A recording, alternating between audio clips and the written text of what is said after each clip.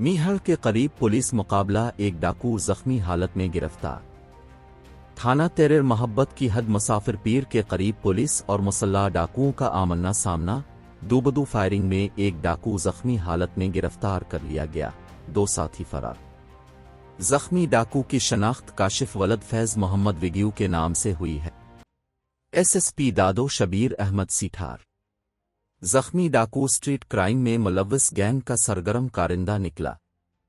شہروں میں چھینا جھپٹی، motor cycle چوری اور لوٹ مار جیسی متعدد وارداتوں میں ملوث ہونے کا انکشاف، مزید تصدیق کی جا رہی ہے۔ ایس ایس پی دادو۔